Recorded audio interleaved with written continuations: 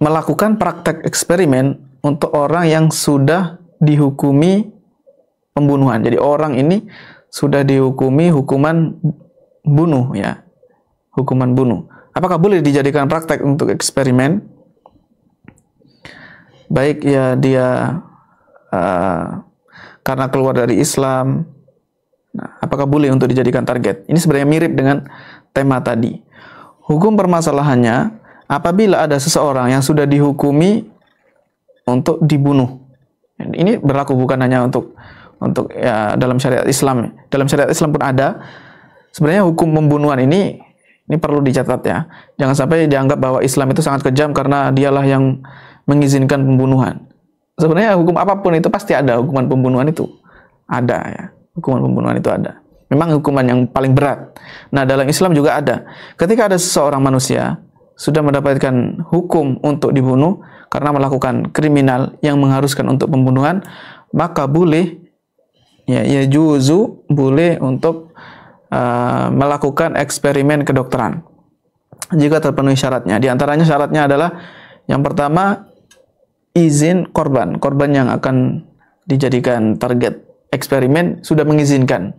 Kemudian yang kedua adalah aman dari doror, madarat atau kerusakan yang ditimbulkan oleh eksperimen tersebut. Jadi aman, nggak menimbulkan madarat dalam eksperimen tersebut. Kemudian syarat yang ketiga, tidak menjadikan tertundanya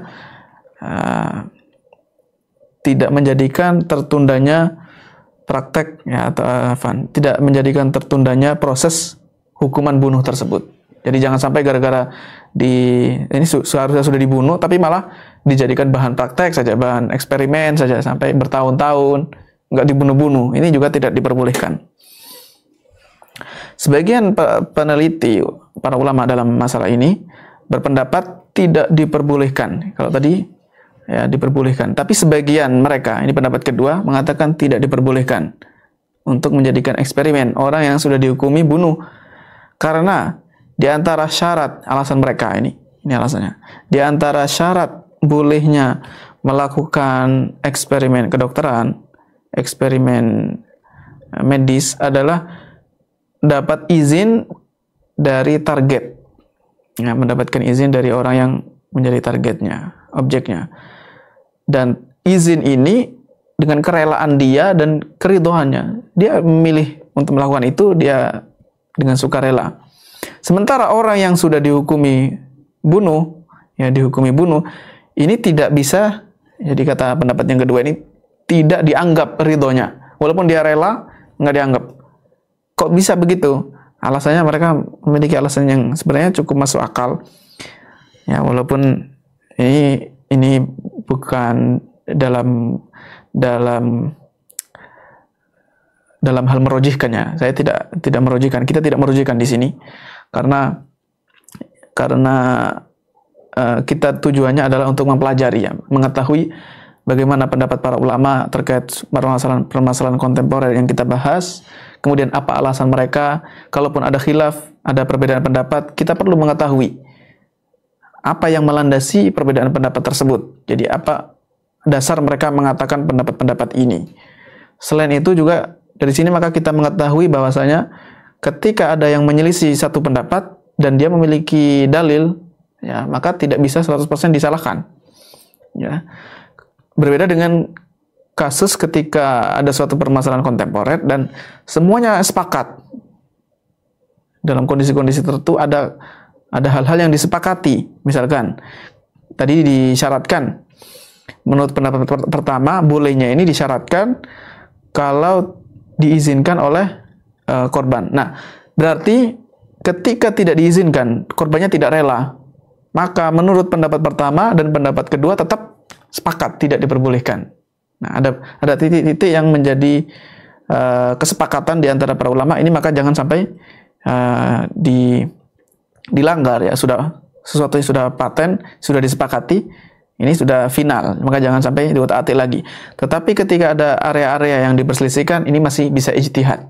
Ya, seorang qadhi atau hakim di sini bisa melihat mana yang lebih maslahat. Ya, dia bisa merojihkan mana pendapat yang lebih kuat. Seperti itu tujuannya. Nah, pendapat kedua ini mengatakan nggak bisa, karena nggak bakal bisa. Syarat pertama ini idznul mujarrabi alaihi, izin dari korban ini nggak mungkin terwujud, karena sekalipun dia ridho itu nggak dianggap. Loh, kok bisa? Alasannya karena orang yang ridho itu membutuhkan hurriya kamilah, dia memiliki kebebasan yang sempurna untuk memilih apa yang dia inginkan. Sedangkan orang yang sudah dihukumi bunuh tadi, dia tidak bisa menentukan sikap, ya, karena dia sudah terpengaruh dengan tekanan. Ya, dia sudah terpengaruh dengan tekanan jiwa atau tekanan materi. Ya, pikirannya sudah nggak sehat lagi gitu. Mentalnya sudah terganggu ketika sudah tahu bahwa dia akan dihukum. Jadi ketika dia ridho pun, ridhonya nggak dianggap. Nah, ini alasan pendapat yang kedua. Nah, bisa jadi ya pengaruh tekanan tersebut ya karena dia terpedaya dengan harta, atau dia mendapatkan privilege, dia bisa menikmati nikmat tertentu sebelum dibunuh misalkan, yang tidak diberikan kepada orang lain yang tidak dijadikan objek eksperimen, misalkan seperti itu. Jadi Mahdi ini misalkan dia dikasih uang, dikasih harta, atau disuruh diistimewakan mendapatkan hak lebih karena dia rela untuk dijadikan eksperimen. Nah, ketika dia rela ini berarti karena tekanan materi tersebut atau tekanan jiwa. Nah, atau misalkan haknya ditahan, dia tidak bisa menikmati hak-hak tertentu sampai dia harus menyetujui eksperimen tersebut. Intinya la yu'taddu biridhahu, inilah yang tidak dianggap walaupun sudah ridho. Di sini maka Majma' Fikih Islami dalam ketetapannya terkait pengobatan kedokteran menetapkan bahwa harus ya, ketika mau penelitian kedokteran ini harus dengan kesepakatan. Kesepakatan di sini misalnya ridho, izin yang sempurna, at-tamul ahliyah. Dia orang yang menjadi target ini dia harus benar-benar memiliki keahlian, ya, kelayakan atau kapasitas yang sempurna dalam menyetujuinya tanpa ada keterpaksaan, tanpa ada syubhat-syubhat keterpaksaan. Ya. Jangan sampai dia meridhoinya ini karena terpaksa. Walaupun dia dihukumi untuk dibunuh, tetap nggak boleh juga terpaksa menyetujui sesuatu yang tidak dia inginkan.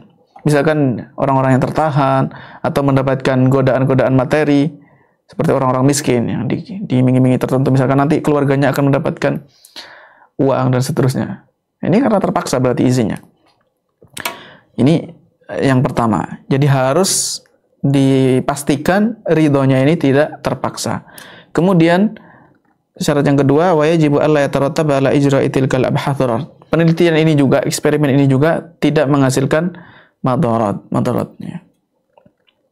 Jadi kematian, jangan sampai dia mati atau yang lainnya terlukai dan seterusnya gara-gara eksperimen ini, padahal itu di luar hukum pembunuhan, ya, di luar hukum bunuh yang berhak dia dapatkan. Sementara eksperimennya menyebabkan kepada kematian target, maka tidak diperbolehkan. Dalilnya ada beberapa hal berikut, sebenarnya mirip-mirip dengan pembahasan tadi, ya, pembahasan yang sudah kita bahas tadi. Yang pertama, Allah Azza wa Jalla berfirman, tilka hududullahi fala ta'daduha. Itu adalah batasan-batasan Allah, jangan melampaui batas. Di antara hududullah adalah dalam sifat, dalam tata cara menegakkan hukuman. Atau kalau kisos, ya, penerapan kisos ini. Dia membunuh orang, maka dia berhak untuk dibunuh, kan? Kisos, berhak untuk dibunuh juga. Nah, dalam proses kisos ini ada caranya dalam Islam, dalam syariat. Tidak boleh ditambahi, bahkan termasuk mencela saja, mencaci maki, itu saja tidak diperbolehkan. Ya, hatta walaupun hukum rajam, misalkan wanita yang berzina atau laki-laki yang berzina, kemudian ditetapkan bukti atau dia mengaku, lalu dihukumi rajam, itu pun tidak boleh ditambahi hukumannya, walaupun dengan mencela dengan lisan. Nah, wa may yata'adda hududallahi fa ulaika humudz zalimun. Orang yang melampaui batas, mereka adalah orang-orang yang zalim. Sementara membunuh orang yang berhak dibunuh dengan memaparkan, dengan dia dijadikan target penelitian atau eksperimen yang menyebabkan kematiannya, ini ziyadatun alal hadis syar'i. Berarti ada tambahan siksaan, tambahan hukuman di atas hukuman syariat. Maka ini termasuk kezaliman yang dilarang. Ini segi pendalilannya. Yang kedua, ketika membunuh seseorang dengan cara dijadikan eksperimen ini sehingga menyebabkan kematiannya, maka berarti dia meninggalkan cara yang diperintahkan Allah Ta'ala dalam penerapan had atau qisas. Misalkan hukuman orang yang melakukan zina dan dia sudah muhsan, sudah pernah menikah, adalah rajam, dirajam, dilempari dengan batu kerikil sampai meninggal dunia. Kemudian penerapan qisas untuk orang yang membunuh secara sengaja, caranya dengan, jadi qisas itu sesuai dengan, karena namanya qisas ya, hukumannya setimpal yang sama, maka bil mithl, dengan cara yang sama yang dia lakukan ketika dia membunuh korbannya. Misalkan begini, ada seseorang membunuh dengan dipukul kepalanya dengan batu, meninggal dunia. Maka qisasnya dengan cara dipukulkan batu juga yang semisal itu baru disebut dengan qisas. Nah, tidak mesti harus ditebas dengan pedang. Atau ya malam yakun al-fi'lu muharraman li haqqillah. Au bisayfi, atau dibunuh dengan pedang. Nah, ketika dijadikan eksperimen, maka kalau menyebabkan kematian, berarti kan sangat parah ini, eksperimennya sangat berat, kelas berat, lebih menyakitkan, dan itu dilarang. Tata cara seperti ini selain melewati batas, dia juga menyelisih cara yang disyariatkan dalam Islam.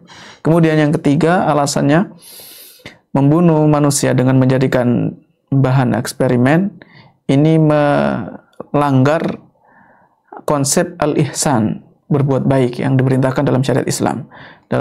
Dalam hadis Rasulullah SAW bersabda, "Innallaha katabal ihsana ala kulli syai'." Allah itu mewajibkan berbuat baik kepada segala sesuatu, kepada hewan, kepada manusia, binatang, bahkan termasuk dalam membunuh, dalam menghukum. Fa idza qataltum fa ahsinul qitlah. Kalau kalian membunuh, bunuh dengan cara yang baik. Kalau kalian menyembelih, sembelih dengan cara yang baik juga. Di antaranya adalah menajamkan pisau dan membuat tenang, membuat nyaman binatang sembelihannya. Hadits ini diriwayatkan Muslim. Kemudian yang keempat, tidak dapat terrealisasi pembunuhan dengan cara yang diinginkan dari hukuman tersebut. Ya, kalau dia terbunuhnya, meninggal dunianya karena eksperimen yang dilakukan, maka tidak terrealisasi tujuan dari hukuman, ya, karena kan dia dihukum bunuh. Nah, kalau dijadikan eksperimen, maka tidak terwujud target atau maksud, di sini maksud syariah ya, tidak terwujud, tidak terrealisasi yang diinginkan, ya, sesuatu yang diinginkan dari hukuman tersebut. Karena hukuman tujuannya adalah untuk mencegah dan menegur, ya. Mencegah orang ini untuk, ya, kalau tidak sampai pembunuhan, ya, hukuman itu secara umum adalah menahan orang ini supaya tidak melakukan kejahatan itu lagi. Kemudian mencegah orang lain untuk melakukan perbuatan yang seperti ini, supaya orang lain takut, tidak melakukan perbuatan tersebut. Sementara at-tashaffi, ya, wa darkul ghaidhi li awliya'il maqtuli fil qatlil amdi wal udwan. Begitu juga, ya, supaya pembalasan, ya, dan menyelesaikan amarah untuk keluarga korban.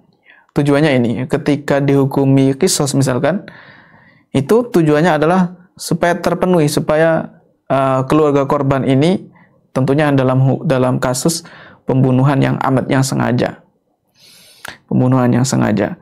maka sudah terpenuhi, ya, amarahnya. Ini fungsinya. Nah, sedangkan kalau dijadikan eksperimen, bisa jadi tujuan ini tidak terrealisasi, sehingga kesimpulannya maka eksperimen yang menyebabkan kepada kematian tidak diperbolehkan. Rujukannya beberapa poin berikut. Yang pertama, At-Tajarub At-Tibbiyah Alal Insan, karya Dr. Abdurrahman Al-Uthman. Kemudian Al-Mawsu'ah At-Tibbiyah Al-Fiqhiyah, karya Dr. Ahmad Kan'an. kemudian Daurul Idarati fil Amali Tibbi, Dr. Jabir Mahjub, dan yang keempat Ridhal Maridi Anil A'mali Tibbiyati wal Jirahiyah, karya Ma'mun Abdul Karim. Jadi kesimpulannya, walaupun seseorang itu sudah dibunuh ya, hukuman mati, tetap dia juga memiliki hak. Di antaranya adalah kalau dijadikan bahan objek eksperimen harus melalui persetujuan dia, dan persetujuan ini tanpa paksaan. Kemudian yang kedua, tidak menghasilkan mudarat yang lebih besar. Wallahu a'lam bishawab. Demikian yang bisa dibahas terkait fikih kontemporer pada hari ini, mudah-mudahan bermanfaat. Wa sallallahu wasallam ala nabiyina Muhammad. Walhamdulillahirabbil alamin. Wassalamualaikum warahmatullahi wabarakatuh.